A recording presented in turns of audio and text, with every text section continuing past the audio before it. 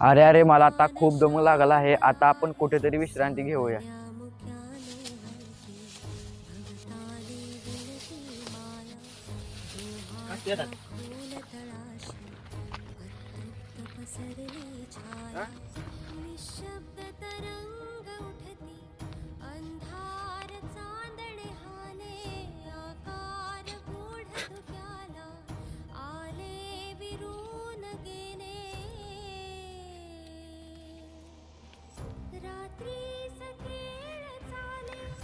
अरे आपल्याला राहण्यासाठी ठिकाण सापडले आहे. कुठे?